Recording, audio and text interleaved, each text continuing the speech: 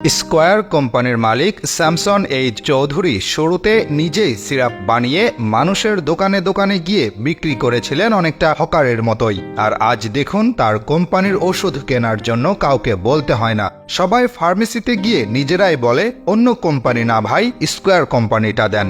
আকিজ গ্রুপের মালিক শেখ আকিজ উদ্দিন একসময় ফেরিওয়ালার মতো কমলা ঝুড়িতে করে বিক্রি করছিলেন, ভ্যানে করে মুদি মাল বিক্রি করেছেন, নিজে বিড়ি বানিয়ে নিজেই মানুষের কাছে বিক্রি করছেন। আর সেই মানুষটার কোম্পানির জিনিস আজ বিক্রি করে লক্ষ লক্ষ দোকানদার। আজ তার প্রতিষ্ঠান আকিজ গ্রুপ দেশ সেরা। দেশের সবচাইতে বড় কনস্ট্রাকশন কোম্পানির মালিক আব্দুল মোনেম যখন এসএসসি পাশ করে ঢাকায় এসে কিছুদিন ঠিকাদারির ব্যবসা করে মাত্র 20,000 টাকা দিয়ে নিজের প্রতিষ্ঠান দাঁড় করিয়েছিলেন, ঠিক সে সময় নির্মাণ কাজ পাওয়ার আশায় শুরুর সময়টা তার কেটেছিল বড় বড় কোম্পানির দুয়ারে। এমন কোনো দিন নেই তিনি একটা কাজ পাওয়ার আশায় অন্যদের পেছনে ঘোরেননি। অথচ আজ দেখুন তার দুয়ারে এসে কত বড় বড় লোক বসে থাকেন ঘন্টার পর ঘন্টা। আর এর কারণ কিন্তু একটাই, সেটা হলো আব্দুল মোনেম লিমিটেডের একটা কাজ পাওয়া। দেশের অন্যতম সেরা কোম্পানি কেয়া কসমেটিক্সের কর্ণধার মালিক আব্দুল খালেক পাঠান একসময় রাস্তার পাশে চকলেট এবং বিস্কুট বিক্রি করেছিলেন।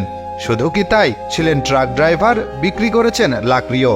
অথচ আজ দেখুন তিনি সময়ের আবর্তনে কোথায় পৌঁছে গিয়েছেন। নিজের কাজ করতে তিনি লজ্জা পাননি, আর এই একটা কারণে তিনি আজ এত দূর এসেছেন। স্টিভ জবসকেই দেখুন না, অ্যাপল যখন শুরু করলেন তিনি নিজেই বিক্রেতার দরজায় গিয়ে ধর্ণা দিয়েছিলেন বারবার।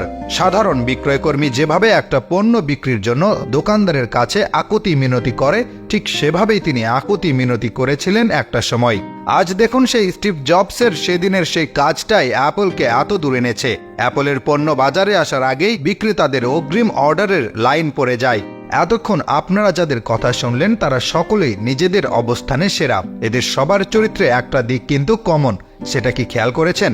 এরা সবাই নিজের হাতে কাজ শুরু করেছিলেন, কিন্তু কাজগুলো কি ছিল, সেই কাজের সম্মান যাবে কি আসবে তারা সেটা নিয়ে মাথা ঘামাননি। তারা শুধু মাথা ঘামিয়েছিলেন শুধু একটা বিষয় নিয়ে, আর সেটা হলো কাজ।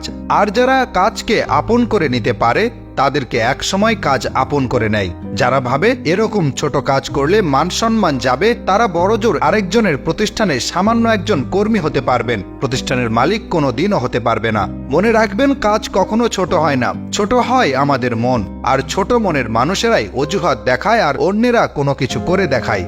বাসায় অনেক ছোট ছোট কাজ আছে, যেমন ঘর ঝাড়ু দেওয়া, থালা বাসন মাজা। এই কাজগুলো অপ্রয়োজনীয় মনে হলেও শিখে রাখবেন, দেখবেন আপনি আর কখনোই কাজকে ছোট মনে করবেন না। সব কাজই হবে আপনার কাছে সম্মান এবং শ্রদ্ধার। দর্শক, আশা করছি এই প্রতিবেদন আপনাদের জীবনে ইতিবাচক প্রভাব ফেলবে। ফিরবো আবারও ভিন্ন ধর্মী কোনো প্রতিবেদনের সাথে। সে পর্যন্ত নিত্য নতুন সব সংবাদ পেতে চোখ রাখুন বুলেটিন বার্তার পর্দায়, এবং আজকের প্রতিবেদন কেমন লাগলো তা কমেন্টের মাধ্যমে আমাদের জানাতে পারেন।